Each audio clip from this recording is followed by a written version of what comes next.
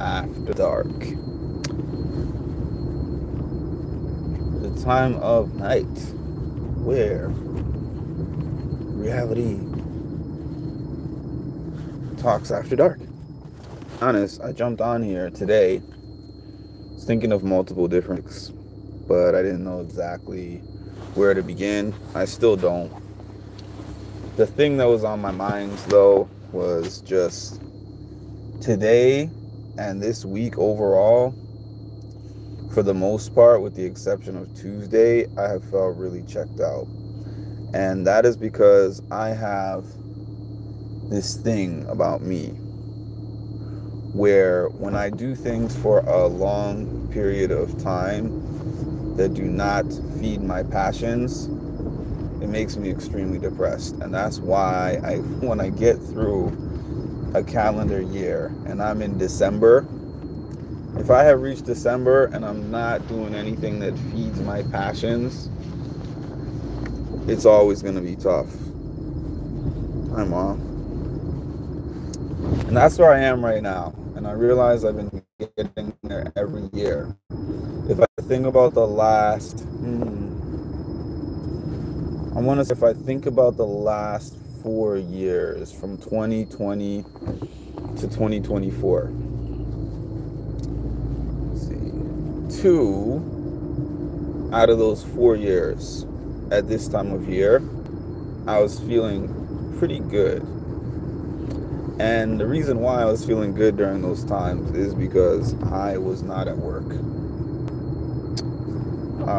Today, at work, I went out, not today, I guess yesterday technically. I went out and I did all the different visits that I had to do. I visited somebody in the hospital for my job, and the way that this guy berated me in the hospital for showing up to see him, that was number one. I go through my voicemails on the work phone. The way these clients were on the voicemail,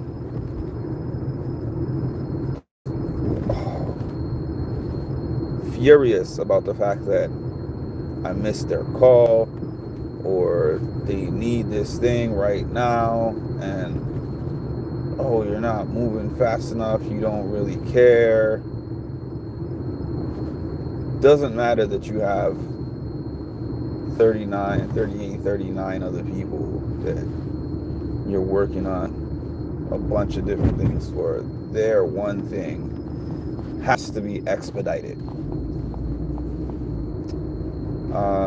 And I have, like I mentioned this before, but compassion fatigue. I've gotten to the point where I just don't care.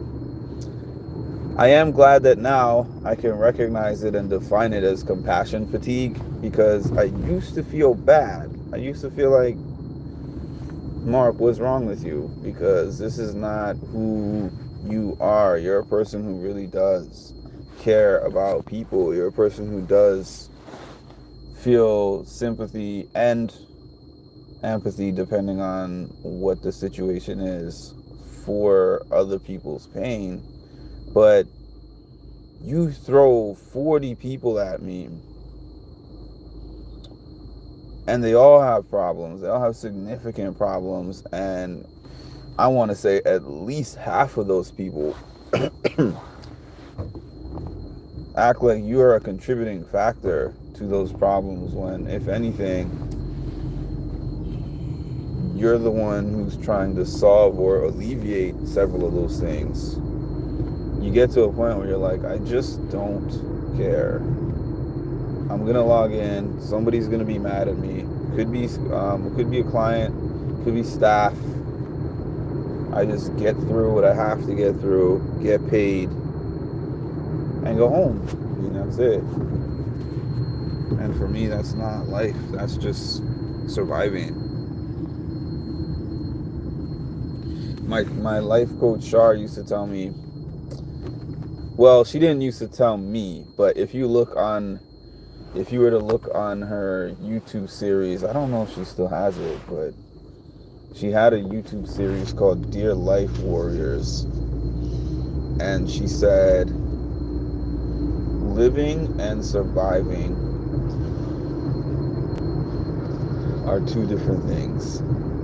That's how I feel right now. I don't feel like I'm doing too much living. I just feel like I'm doing a lot of surviving. Hi, Marshall. Hi, Vicky. Hi, Churicity. Hi, Cass.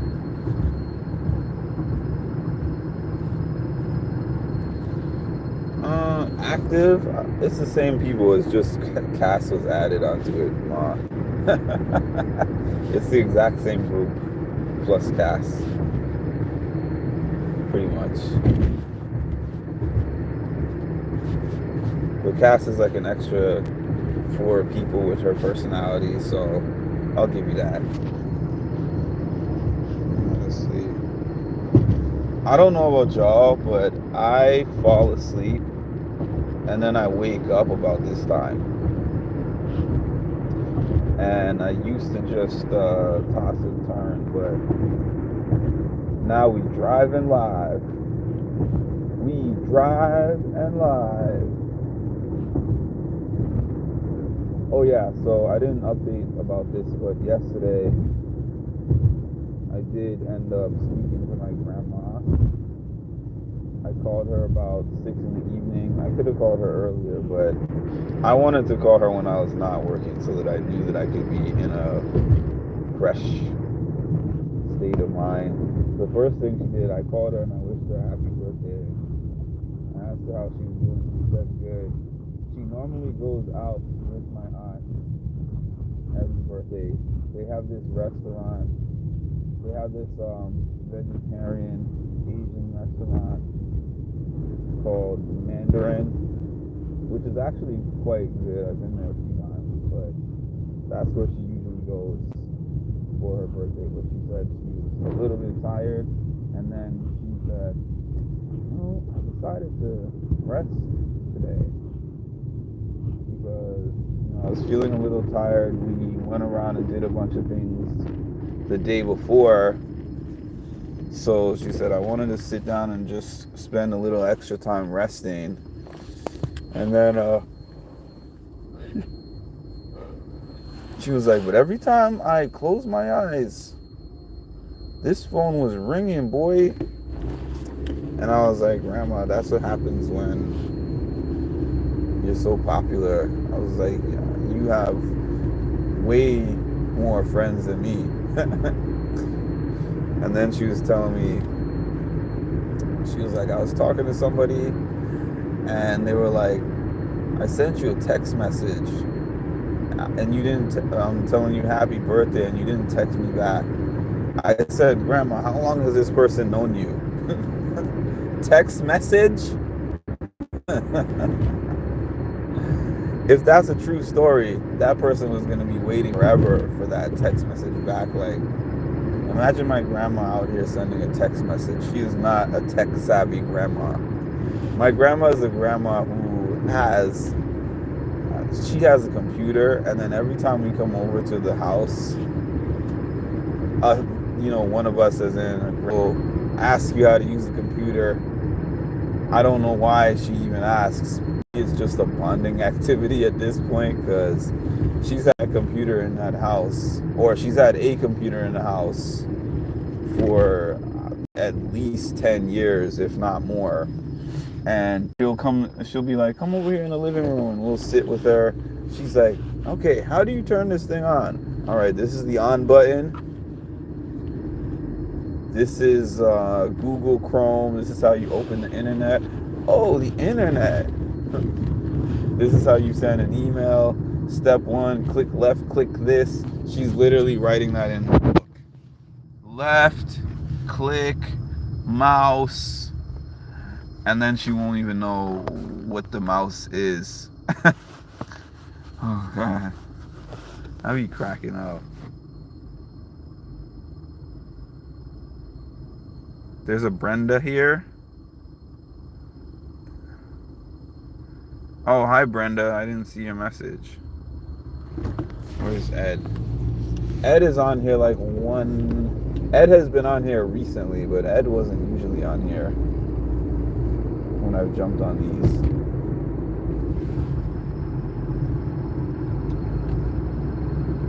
But then again, Ma also went from not attending these ones to being on here on a pretty regular basis.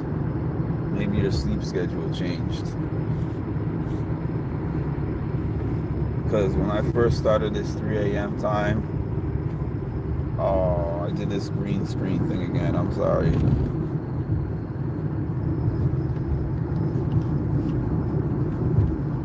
Yeah, when I first started doing lives at this time, it was like Charicity and sometimes Marshall, and then random algorithmers, a few of them. Matter of fact, the first week that I went online at this time, I weirdly had a lot of people jumping on these randomly. And then I was like, what made everybody show up at this time? So I made it a thing. And then those people, the algorithm god stopped feeding me. And then it went back down to earth. It's crazy the way the algorithm is on YouTube, because one day I'll jump on here and nobody is on here. Next day I'll jump on here and 74 people are on. And they're asking stupid questions.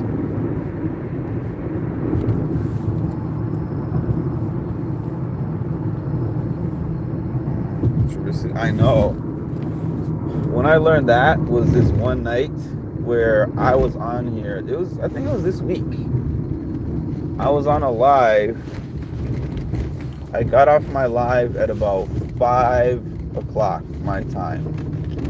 Her time, I guess, about 2 in the morning. And then I slept for about an hour. And then I had to get back up to go to leave for the show,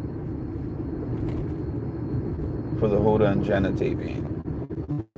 So then, I went back on about 2 hours, 2 to 2.5 hours later, and her and Ed were both on both of those lives.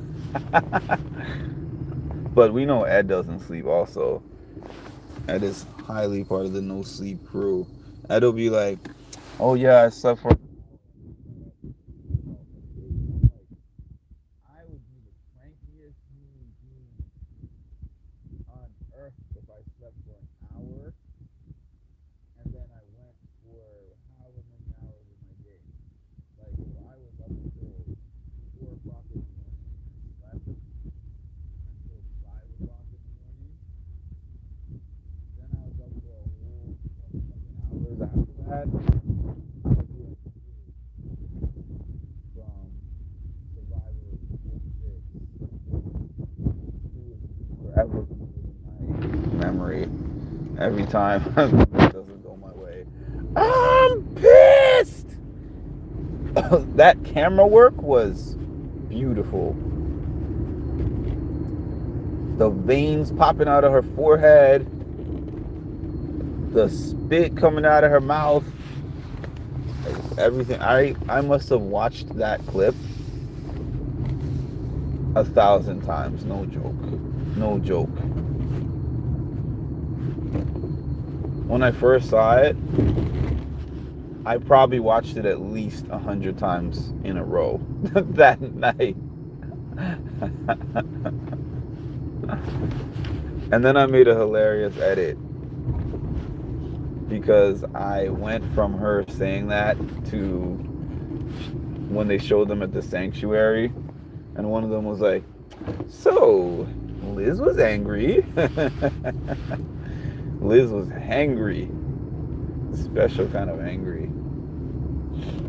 Liz was a special kind of angry.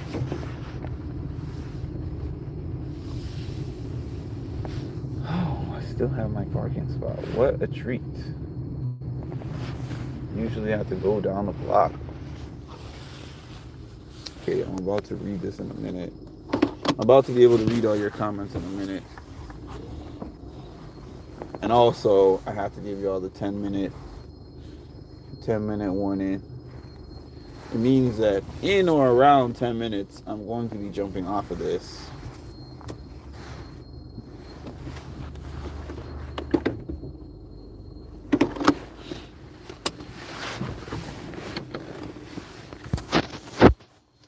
Okay.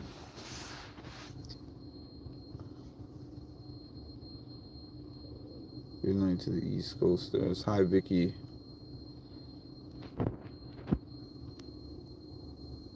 Yeah, that's not my grandma. She does not. She technically has had a cell phone since, I don't know, like maybe mid 2000s.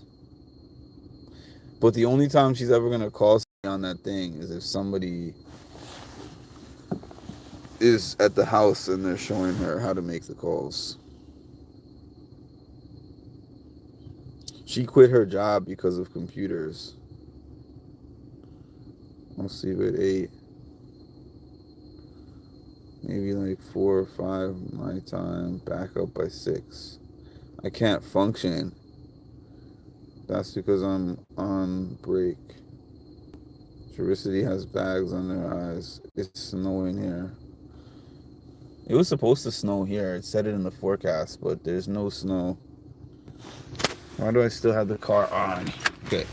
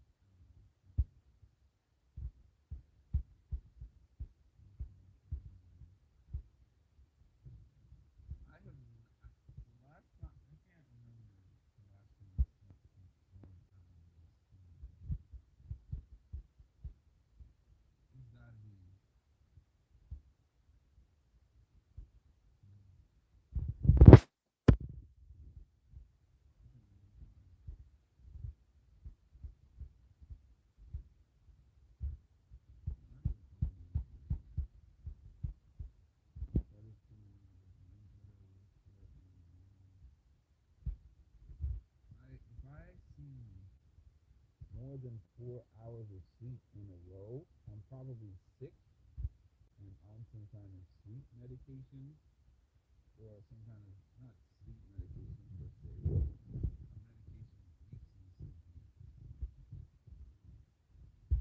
if I see more than 4 hours of sleep at one time.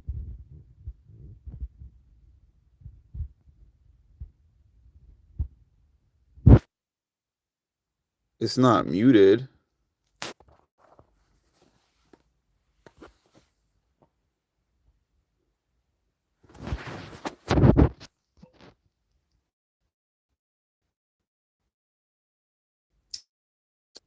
It's not muted.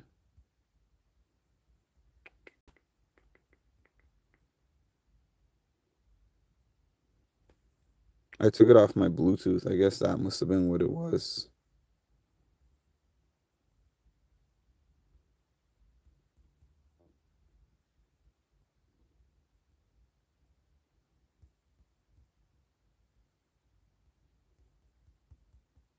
Thank you for the likes. We have 5 people and 5 likes.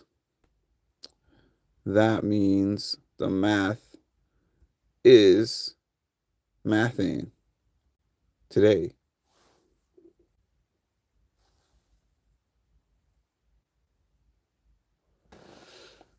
I wonder where this person always goes at 3 in the morning.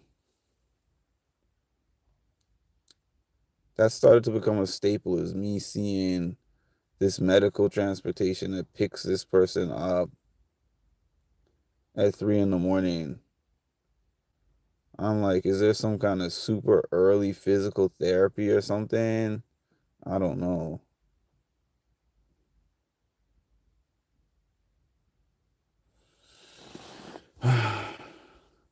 6 likes on my end. Now, no, it's still showing five for me. It shows 6 people and on the live, 5 likes.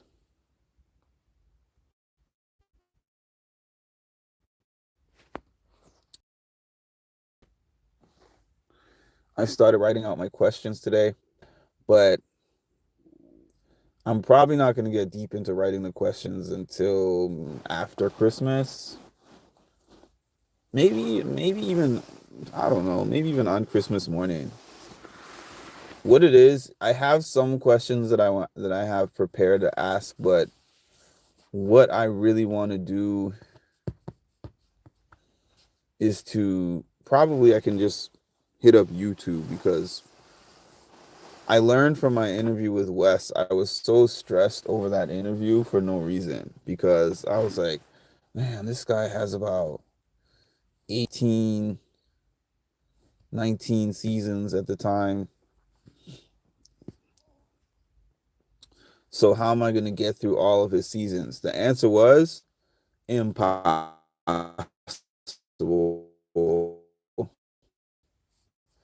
I tried to seasons, and then I kind of skipped and binged the rest. But the way that I had this one lined up in my head,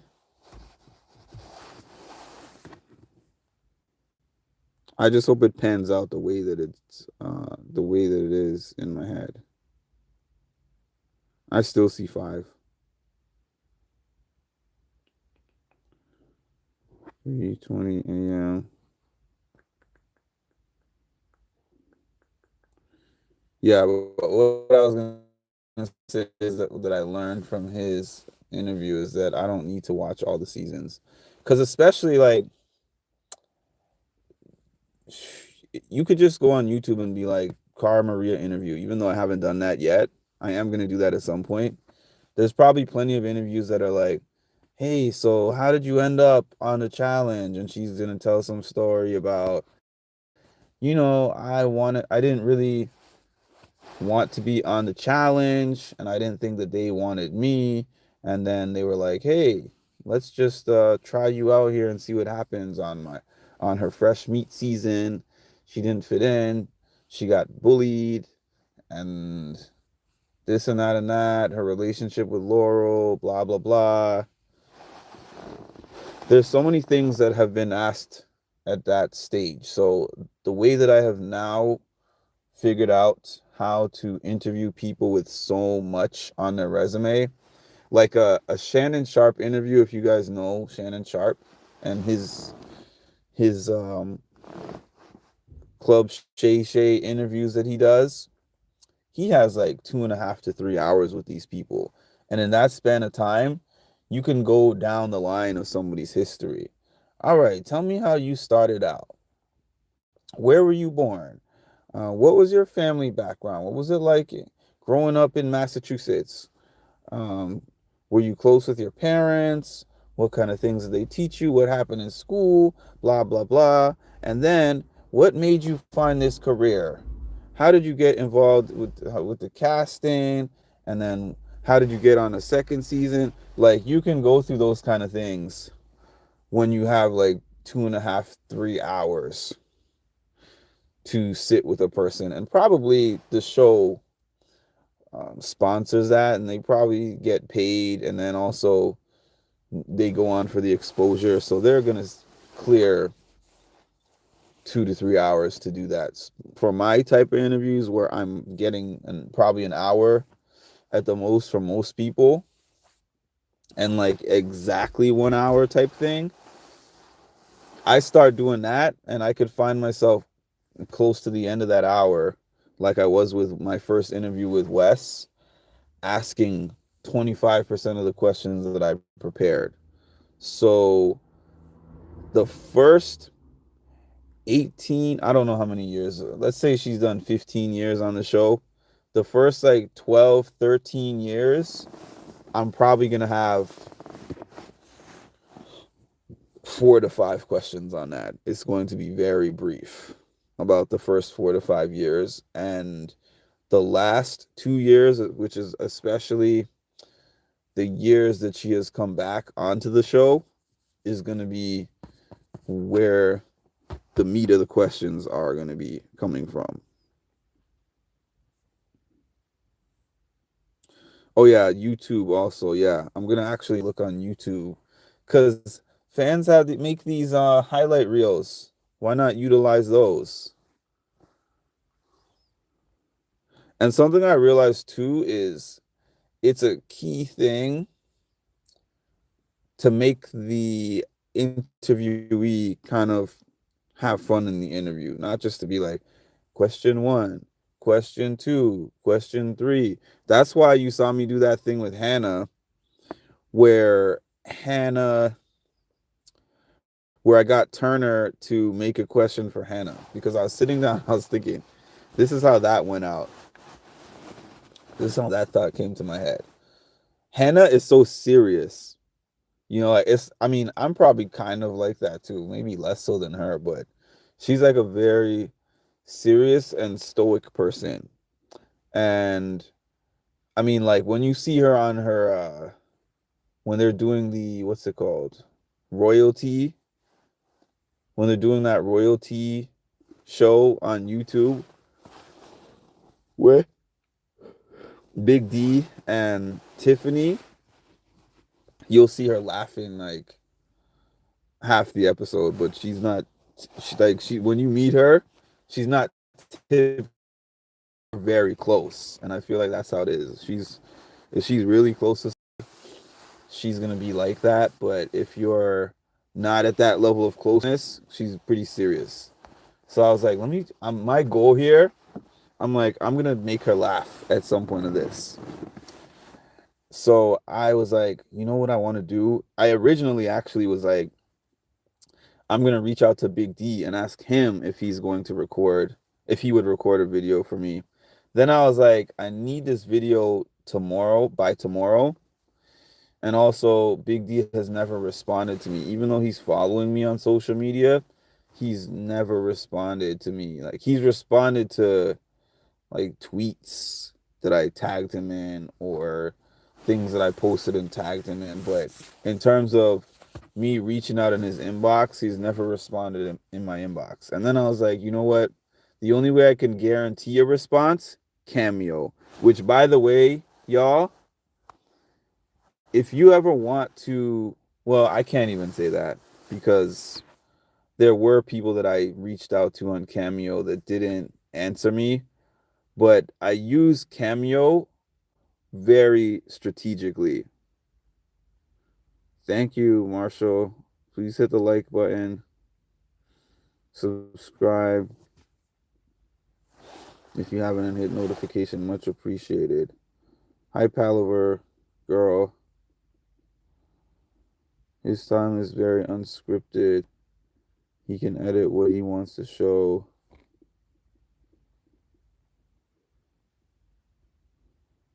Definitely the more relevant stuff. Yeah, I use Cameo. I use Cameo very strategically.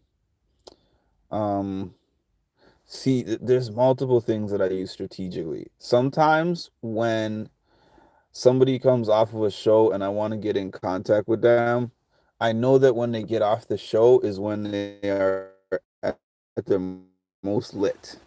Especially when there's somebody who was just at Joe Schmo and then they got this big social media following when they were away and came back home.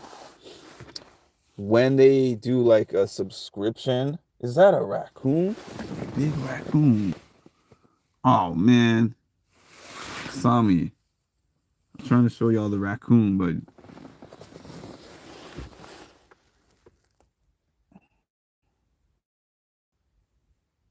They must have great vision because I have tinted windows and it's dark. Oh, it's not that dark. Uh, Still, I have tinted windows, and as soon as I turn up the camera, ran away so fast.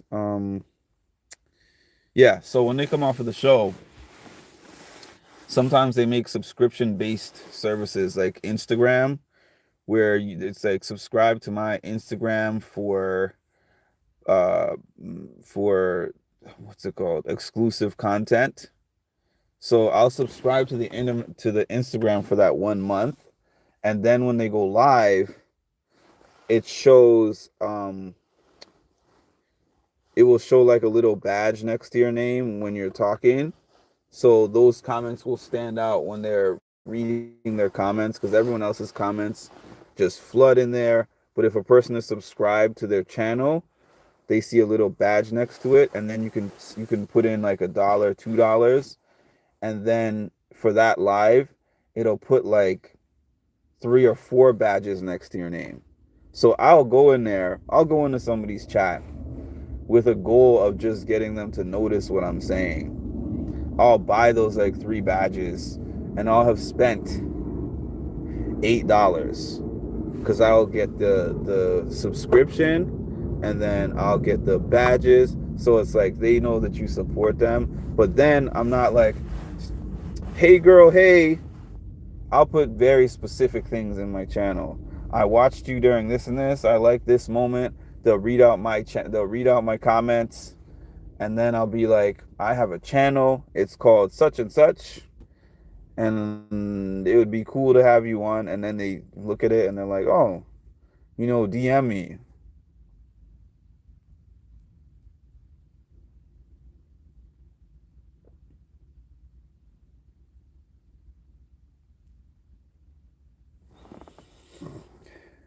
There's 2 big fat raccoons on our neighbor's roof in the summer. I can't with raccoons. I cannot. Raccoons, not gonna lie.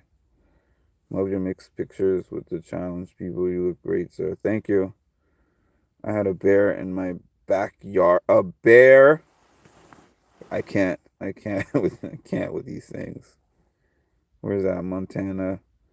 I did when I lived in Michigan. But in AZ, no raccoons in the city.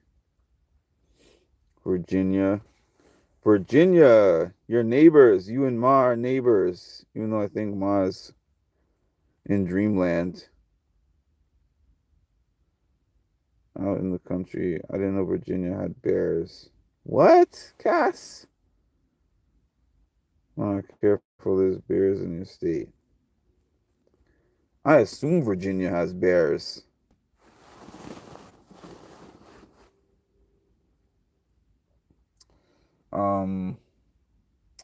Yeah, there's that. And then there's also Cameo. So something that I'll do with Cameo, right? Because you can send people messages on Cameo for $1. For $1, you can send anyone on Cameo a message. Now, I'm not gonna send a message to, like, I don't know, Denzel Washington. I mean, I know he's probably not on Cameo, but let's just say some big name person who has $1,000 cameos. I'm not gonna send them a message because it's like they're probably gonna skim through it anyways. Why am I paying? I can just send them a DM that they're not gonna read for free. I can pay nothing and then just send them a DM or comment on something, like they're not gonna read it anyways. But somebody like a challenge person or like a big brother person, something that I have started doing that has brought me massive success in terms of at least getting responses from them, is that I will meet them when they come here for these things. I'll meet them, and then I will go right on Cameo, find their Cameo, and I'll say, hey, my name is Mark from this and this, blah blah blah. I met you yesterday. We talked about such and such, and I'm looking to get in touch with you about potentially coming on my channel.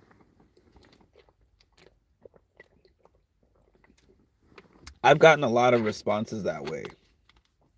Sending people DMs is luck of the draw, getting a response.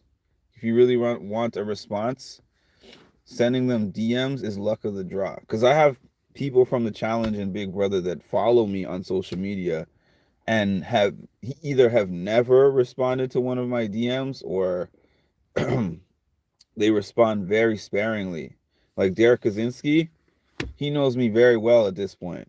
I've known him for like 2 years, and I've seen him at almost every one of those challenge events that I've gone to. He knows me by name. At this point, even though he didn't know me by name for a while, he knew me just by face. But that's neither here nor there. But he responds to my DMs here and there. But if I really wanted to get a response from him for business purposes, I would jump on his Cameo and pay that dollar, send that message for $1.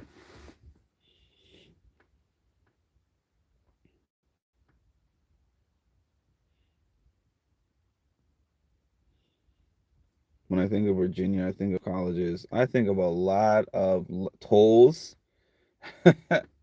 and I think of a lot of just land and trees and forest. I mean, granted, that could just be where my cousin lives, but where she lives, she has a chicken farm in her backyard. It's just like, I'm like, y'all are something over here.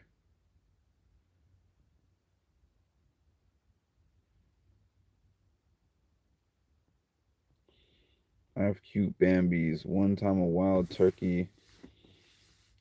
I can't in places like that. I just cannot. It's not that I'm a city person, but I'm kind of a city person.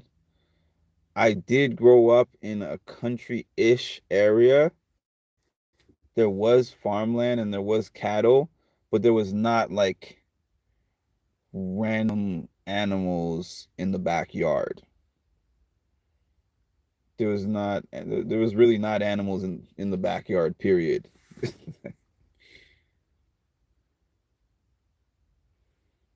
There are a lot of creatures out here, but they don't bother me and I don't bother them. Like if I was walking outside and a bear was just chilling in my backyard, I might have a heart attack.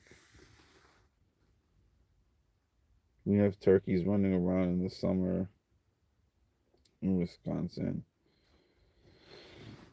I remember having deer in my yard in Michigan. There was so many deers. My friend hit a deer with his car. My friend was driving his car when I lived in Michigan. I wasn't in the car, but he had like three passengers in the car. The deer just jumped into the road. He hit the deer 70 miles an hour, totaled his car, and the deer lived and walked off. I mean, it's possible that it probably died later from internal injuries or bleeding or something, but at least in the moment, the deer left the scene alive, walked off the scene, and that car was like totaled. Deers are strong and built. It gets to be. I've started to see all these things as business expenses, even going to events, because sometimes I sit here and I'm like, these events are so expensive for no reason. If I'm being honest with you, this this Challenge Mania event that I just went to with Kara, if I'm comparing that to the fibroids event was $8, right? That's how much the event cost. $8. Now, I paid for a $40 ticket because the $40 ticket included sitting for the fibroids panel, and then after the panel, they had a buffet, and then after the buffet, they had a party which included musical performances, a live DJ, an open bar. It was like a whole bunch of stuff included with that thing to where I was like, I got beyond my money's worth for this. Now, going to those Challenge Mania events, going to that Challenge Mania thing, um, I mean, we watched them answer some questions on stage. That's cool and all, but I like the interaction pieces way more than I like listening to them answer questions on stage because I could just go on YouTube and find videos of them answering questions at fan events. Who cares about that for me? Like if they said we're taking the stage part out and we're just gonna let you meet and greet them for 3 hours, I would like that because then I could just ask them my questions one on one. So the ticket for that was over $200 for that, and I stood in line. Not, I mean, I didn't stand in line very long because I happened to have a VIP ticket, but I stood in line for like 20 minutes and spoke to Kara for 90 seconds. I asked Tucker in person if he would do an interview. I asked him in person, face to face. He said, "Oh yeah, let's do it. Reach out to my people. Here's the CBS production email." And I was like, here we go. Just letting y'all know, it's extremely unlikely for me to interview a Big Brother cast. It's very, very unlikely. I got two interviews from Big Brother cast, and that was because they were past their 2 year restriction, so they could do whatever they want. But in terms of me getting a just fresh coming off of a show Big Brother cast on my channel, very unlikely because they have to clear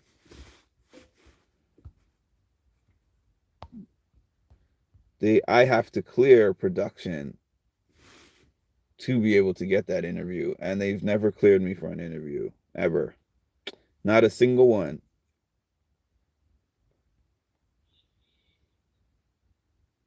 They don't even respond to my emails. They've never responded to any of my emails. That's why I'm so glad that Kara is not bound by those rules, and it seems like MTV is not as strict as CBS. I mean, they can't be because she actually advertises that you can book her for an interview. Other people do not do that. I mean, people from CBS don't do that.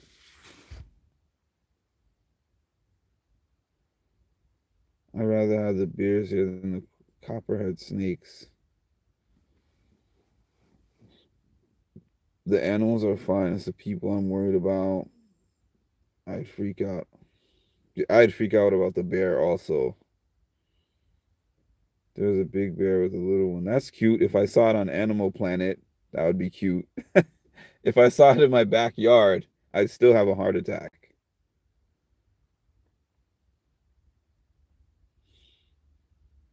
My neighbor, I mean, not my neighbor, my doctor and his wife work together. The doctor works at the desk. And the wife, the last time I was at the doctor's office, was showing me this family of raccoons that comes to her house, and she like brings them food and they come up to her like pets and eat out of her hand. I was like, God did not make me that person. Cats and dogs. I have just in more recent years started to be okay with some dogs. I'm a cat person. Once we're out of that realm, I'm beyond. There's no raccoon that's going to be eating out of my hand. I promise you that. It will never get close enough to me for that to happen.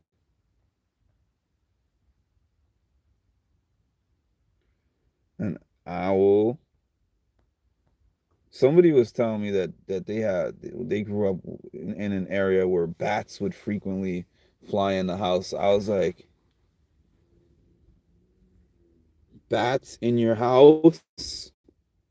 Bats in your house? God. Um, that's unfortunate. It seems like CBS locks them down way more. Their contracts are serious. I'm telling you, when I realize how serious their contracts are, I keep using this as an example, and I hate to keep using this. But when Izzy first got off of Big Brother, oh, I think there goes that raccoon again. When Izzy first got off of Big Brother, it's garbage day, that's why.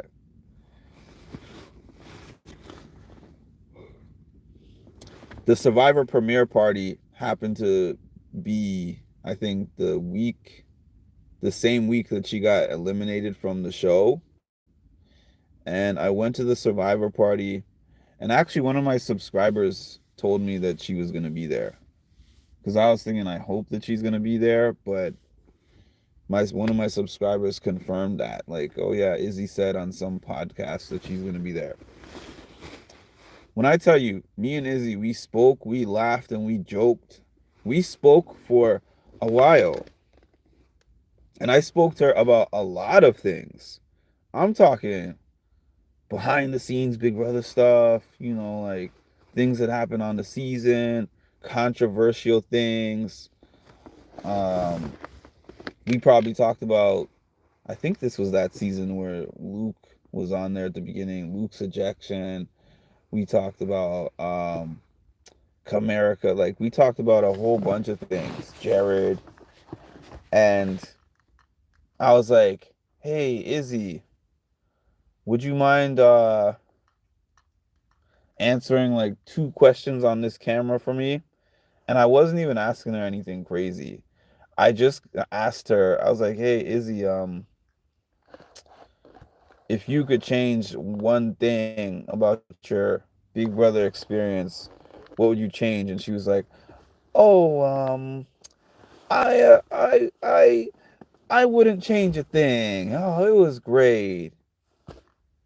And I was like, okay. And I think I asked her one other thing, and she didn't answer that either. She looked so terrified when that camera was up, like. And then when I saw her again, which was where did I see her? Oh, that pop-up party that Aza did. She came for that, and it was basically the same thing again. I was talking to her. I had my camera on. I wasn't specifically recording her. It was like I think I had my live on, as a matter of fact. And I was asking her something, and then she was like, "Is that live?" And I had to actually turn off my live because she would not have that conversation with me unless the live was off. And I've heard about CBS also, like CBS, when you sign the contract, you sign off the rights to your likeness for a number of years. It's crazy. And then they've blocked people from going on different shows. I personally know Big Brother people that I'm in communication with that say, I got a contract offer from Bravo, from this network, from that network, and they stopped me from going on those shows.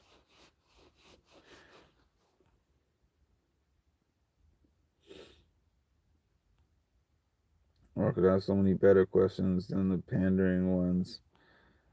I love owls. They're the bird version of cats. You're a cat person.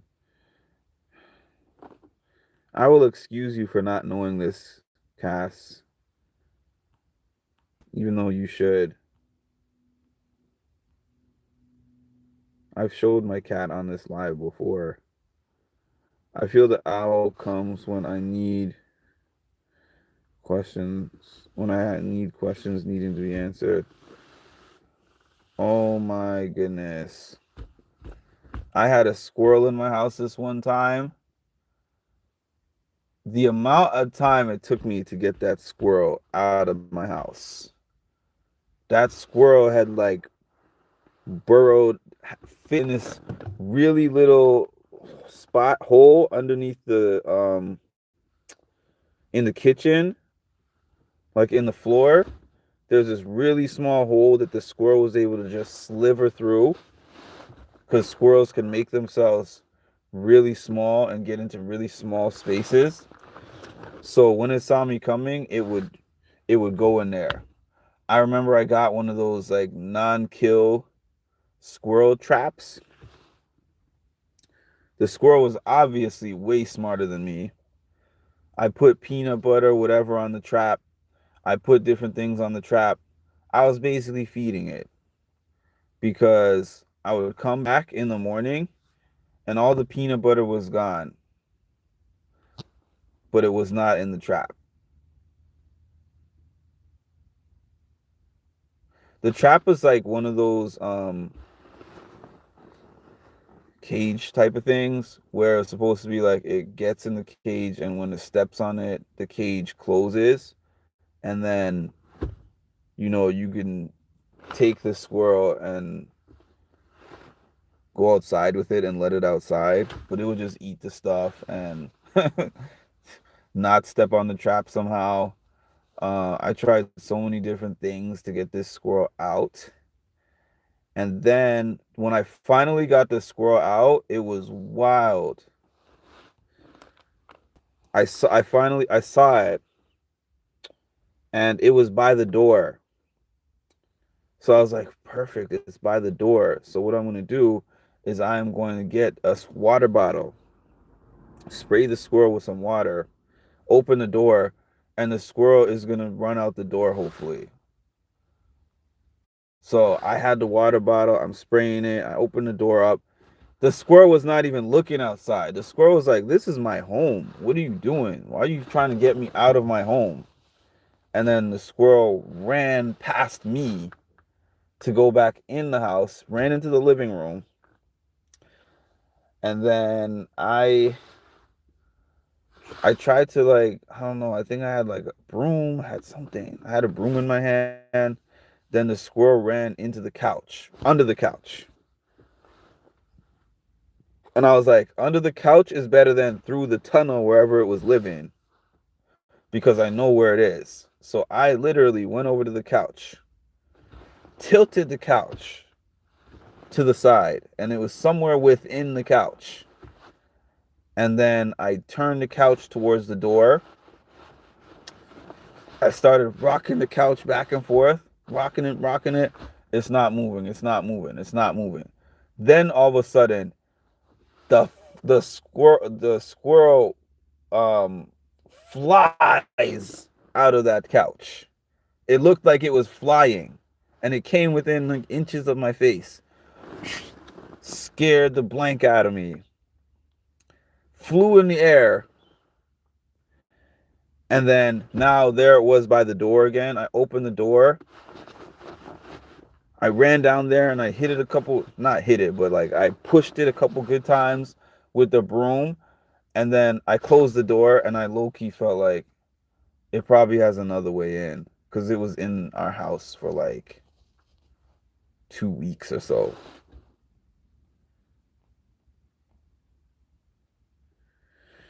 Why do people get those Persian cats? I just don't understand. I just don't understand. By the way, Mark, I know you love Kara. I know I got jazzed when I saw you with Tori. She's my all-time fave of the youngins. Beautiful, powerful. I like Tori. Yeah, I love Kara. I like Tori so much better than I used to, though, because I did not used to even like Tori. Um, Last year when I went to her event, she's what I like about her, especially, is that she's not like a, I don't know, she's not like a TV star.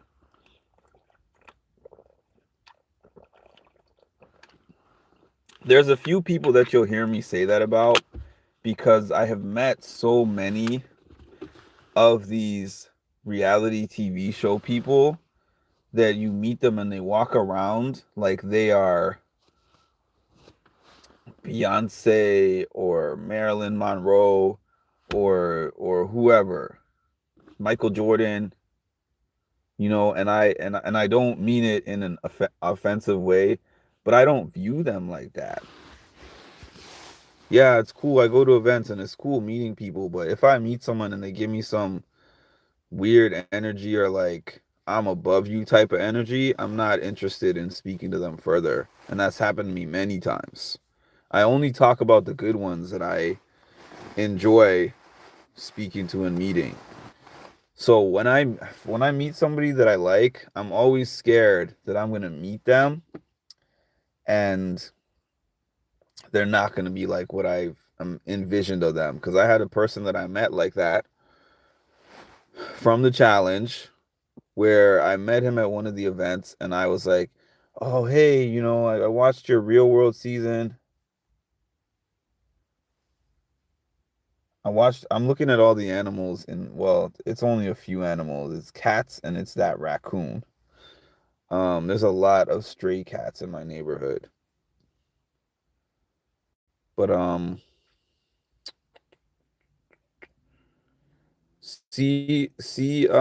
Cass, even Charicity has seen the cat. And she's been up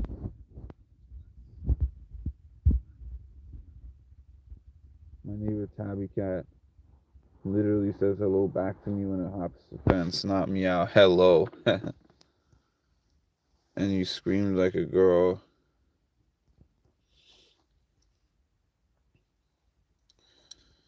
Down to I appreciate people that are just down to earth. I don't think just because they're on. I don't either. I don't either. That's my whole thing. I don't either. When you hear me very complimentary of somebody that I have met, it's not just because I'm meeting them. Some people don't care about the experience that they have with them. It's like, I just want to meet them and be in their presence. No, if you hear me complimenting them, it's because when I met them, we had a conversation and they made an impression on me, just in the same way that I go there and I try to make an impression on them.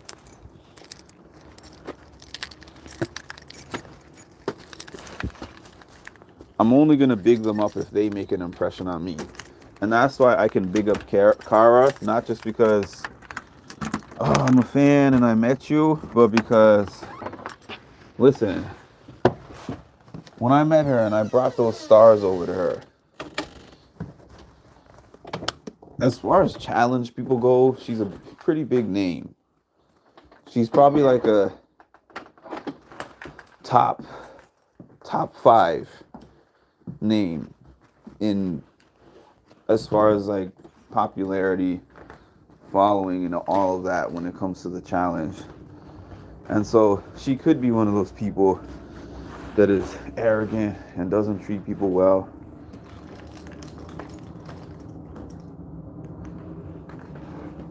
So when I brought her those stars, I had no idea how she was gonna react. I really thought at the most she was just gonna be like, "Thank you so much for giving me that. I appreciate it." When she received those stars, she was so excited. She spoke to me for like 10 to 15 minutes. Then she was like, "Oh, we need to get a picture. I need to get a picture with you. Put it on my Instagram and tag you." And then she was like, "Can you get a Sharpie?" She said, "Can you please get a Sharpie from? Do you have a Sharpie? Because I need you to sign the star." I was like, "You need me to sign this thing? Like, I'm nope. You just met me. Like, I'm not somebody from somewhere. I'm just a fan that just brought you this thing." So I went and I got the Sharpie. I signed it, And as y'all saw, she kept them. She literally kept the stars and kept them and put them in her apartment. I have never had anyone do anything like that. As if she was a fan of me. I was shocked that our West was so. You know what? I wasn't shocked. Oh, you met him? Oh, wow. I never met Wes, but I guess from being a subscriber, I was a subscriber on his Patreon for a while. That's the other thing. That's another life hack. I mean, probably most of you are not people who try to get interviews and stuff, but that's a life hack. That's how I got my Wes interview. I got my Wes interview because if you subscribe to these people's Patreons, they have an inbox in Patreon and you can send messages in their inbox. So I would talk to Wes. I had Patreon for a while and I didn't even realize that they had an inbox. So I was like, oh, they got an inbox. So I was like, oh, let me send Wes a message. I was like, hey, Wes, I'm a big fan of yours, blah, blah, blah. I watched you since the real world, whatever, whatever. I said something to him in his inbox. He gave me like a lengthy response.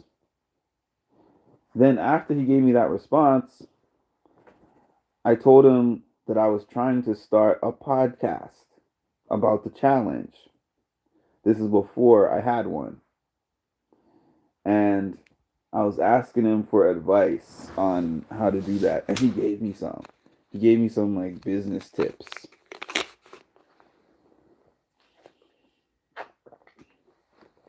I was doing a project in 2020 about asking people about their experiences with mental health. I asked him if he would participate. He made me a video within like 5 minutes. I gave him a link. He uploaded it. He's actually very nice. Yeah, that's something good. Chiricity, that's literally something my grandma told me that I'll never forget. She said it to me, I think early on when I was in college, probably like around 2006 or 7 or something. She says, Mark, no matter what status that you ever achieve in life, I want you to remember this. There's nobody above you and there's nobody below you. She said, every person is important, from the one who's at the top of the food chain, like the CEO, to the janitor that cleans the toilets. And she was like, imagine if in a big corporation they didn't have somebody to take out the garbage, sweep and mop the floor, keep the bathrooms clean. Imagine they didn't have a person to do that. The whole building would just, so I've always had that energy about me where I'm not shaking in my boots because I'm talking to the CEO. Like when I just went to this work party, this higher up, I don't know his exact title, but he is gotta be in the organizational chart. He's gotta be like 6 or 7. When I've looked him up in the organizational chart, he's up there. He's not way at the top, but he's pretty high up there. And when I walked in there, he knew me. I mean, I spoke to him a little bit on Teams before, but he was he went and he grabbed me, he shook my hand. He was like, Mark, I've heard so many great things about you, and brought me over to this table of higher ups. And my colleagues were like, were you nervous going over there? And I'm like, nervous for what? I mean, yeah, these people have achieved a higher status in life than me when it comes to financials, but I don't look at them like, oh my goodness, do you know who you're talking to? I could know exactly who I'm talking to and it would make no difference. The only way that it would make any kind of difference is if I'm trying to secure an opportunity. But if it's not that, you're just a person in front of me. You talk to me with respect, I will talk to you with respect. You don't respect me, I'm probably not going to respect you either. It shows her character.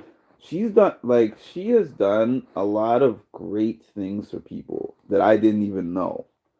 And the way how I found that out was because I'm starting to try to tap in to different fan bases. So they talk about Kara's cult, and I will admit, I'm not part of Kara's cult. I'm not gonna lie to you. I'm not a part of Kara's cult at all. They are so serious. I'll tell you how serious they are. This is an after dark story. So when I went to that fibroids event, when I first walked in there, the first two people that I saw sitting down were Kara and Polly. And this was during a time when Kara and Polly were allegedly broken up. Now I can say this because I see them together all over the place and they've made it clear that they're not broken up. But at the time, the fandom said that they were broken up because Kara had recently moved out of the place they were in together and went into her own place. So when I saw them at the fibroids event, they were holding hands. He had his arm around her. He was like twirling his fingers through her hair. When we were in the dance hall room, they were dancing together. They were laughing. They were slow dancing. They were clearly together. I clearly saw with my own two eyes that they're together. So I was in a Facebook group. I'm still in the group, but I don't really comment too often because there's a lot of parasocial relationships that go on within that, where they feel like they have some weird ownership of her because she responds to them or whatever the case may be. But I posted my pictures and my videos of that event, and then and people were like, Polly, why is he there? And they were like, oh, he gives such creep vibes, this, whatever they said. And then they were like, I wonder why she had him there. He probably forced his way there. I was like, I don't know anything about that, but I do know that in looking at them, they looked happy, they looked comfortable. One of them says, look at this video. I had a friend who was there send me this video of them, and it looked cringe and she looked uncomfortable, and they're not together at all.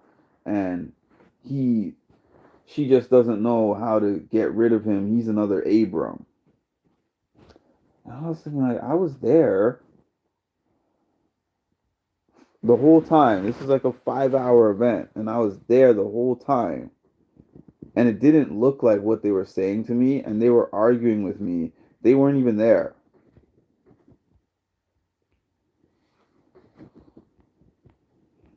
I like when they respond.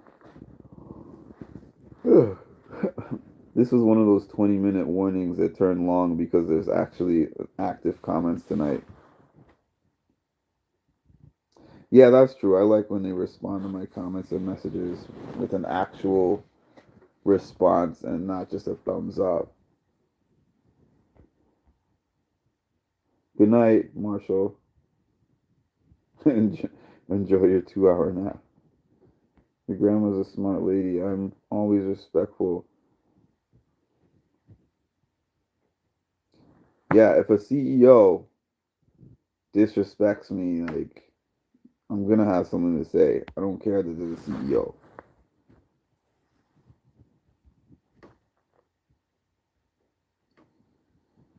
Yeah, and they had a whole thing made up, and it was just like, what you're saying is not true. But I got to a point where I was like, now they're making me the enemy. They were now giving me negative comments just for being like, I was in the building and I saw her with this guy, and she looked very happy and comfortable. It's just a fact. Like they don't want her to be with anyone because they want her to be single and just sit and talk to the fans all day. But anyways, I get my point is I veered off there, but there is an autistic girl who I'm going to get her to shout out when I do my interview. I promised that girl's mother that I would get her to shout her out in the video, but the girl gifted Kara this unicorn. I think they met, and the girl gave Kara a unicorn. So Kara has started to bring the unicorn to every challenge season that she does. She names the unicorn. I forgot what the name of the unicorn is, but she brings that unicorn every challenge that she does. And I didn't notice it until they pointed it out in the group. So I looked and I'm like, oh yeah, I see the unicorn. She literally brings that girl's unicorn and calls it her support unicorn, which I'm gonna ask her about. I'm gonna have that as one of my questions, just so that I can show the video, so the mom can show her daughter. But yeah, she's a really nice person. I've heard many nice stories about her. So I love when the maths because I was just a fan from a distance for years. I didn't know anything about her outside of what I saw on TV. So for all I know, she could have been a jerk.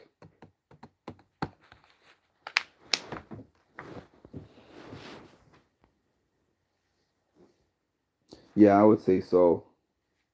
One of my buds taught me not to imprint my emotions when reading emails, texts, or comments.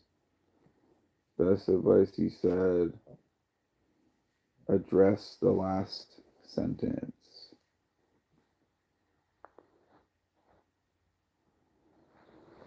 I mentioned this before, but there was a time, especially early on in this text message era, that I used to get in so many arguments via text. And then when we would speak on the phone, it wasn't that. So now I've gotten to the point where, for the most part, if I have to have a serious conversation with somebody,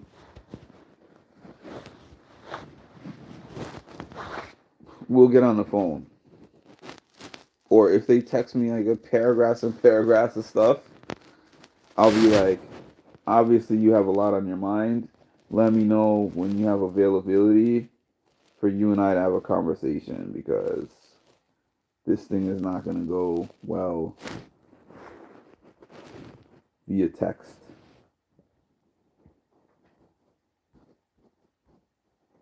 And that has served me well. It has avoided a lot of arguments.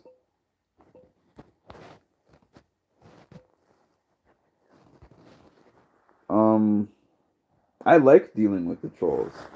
The trolls used to give me an intense amount of anxiety because I used to be on here and I used to be like, it's so hard for me to deal with the fact that a random person that has no page, no face, no anything. I don't know who you are.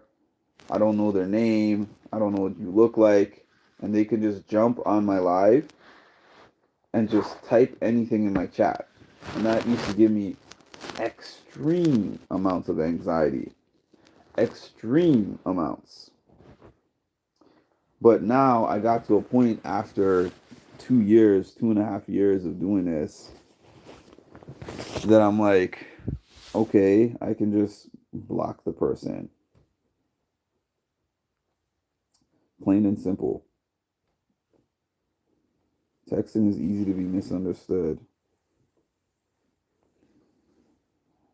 You know, getting my feet wet by having an avalanche of Jailer fans in my chat attacking me for like 2 weeks was probably one of the worst things that I dealt with as a vlogger. So dealing with that early on made everything else way easier.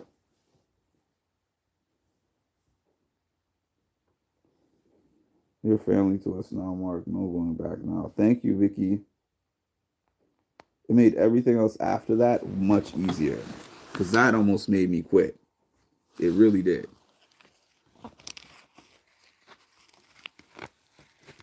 Because I was like, what in the world did I do to get these people so riled up?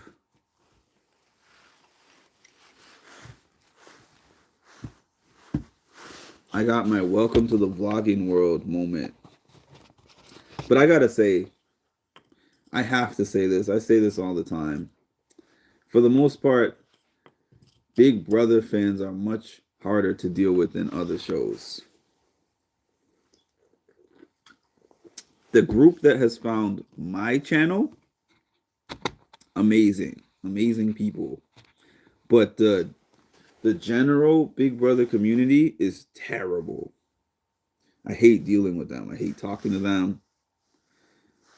And I'm not the only one who feels that way, because when I go to these Big Brother events, there's a lot of fans that tell me the same. They're like, I don't really follow too many Big Brother pages because I can't deal with the toxicity. And I know, I've seen it myself. Let me add Actually, it was with the help of the people that were on my channel, like the good ones.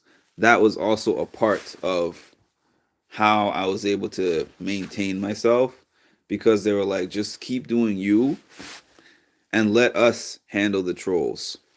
My mods at that time had to be very, very active. And then I had another channel randomly just start taking shots at me. But then I later learned that that channel does that with everybody. So I'm glad that I didn't engage in the back and forth. It's not worth it. I'm never going to be one of those vlogger wars people. Oh, let's go back and forth.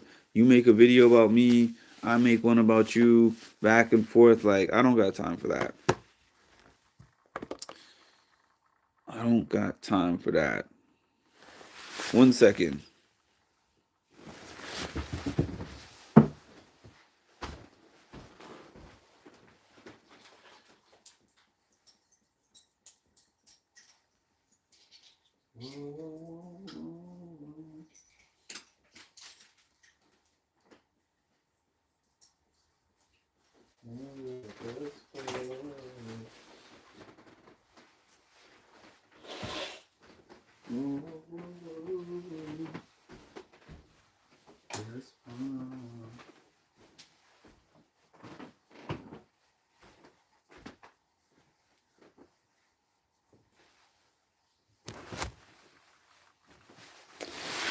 Oh, winding down.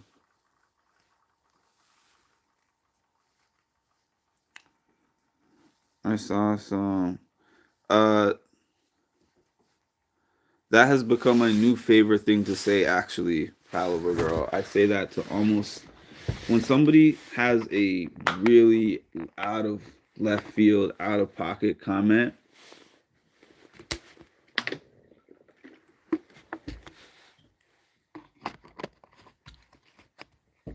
There's two things that I'll say. One of them is that thank you for your first and last comment, or I'll be like, that's an interesting point that you're making there. Wait a minute. I can't see it very well. Boop. And then they're gone. Now you can't speak again on my channel. Everybody can win. It doesn't have to be one or the other. Is there a context that I missed with that? I mean, that's true, but is there a context to that comment that I missed? Oh, okay. So that was a response to competing channels. Yeah. I agree. I agree. I don't have to like we're in some sense, yes, another channel that covers the same content as me is going to be competition in some sense. But at the same time, they're not going to do it like me, and I'm not going to do it like them. So I see it as we complement each other more than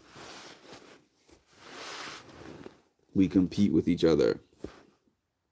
Like, I don't have anything to do with what Rob Has a Podcast has going on, or Jolene, or like Big Brother Boy, or the Winner Circle, or every one of those channels brings something different to the table. They all have different fan bases. I mean, sometimes there's cross fan bases too. I mean, there's people that like a lot of people on my channel, like what's his name? Why can't I think of his name? The guy who does the videos on Monday, Cliff Notes. Like a lot of people that come to my channel are also fans of Cliff from Big Brother. Ain't nothing wrong with that. I'm not Cliff and Cliff ain't me. Nothing that Cliff has going on impacts me, and I'm pretty sure nothing that I have going on impacts Cliff. In fact, I watch his channel from time to time. I've had that happen. I've definitely had that happen. I'll never give those channels likes, but I definitely have that.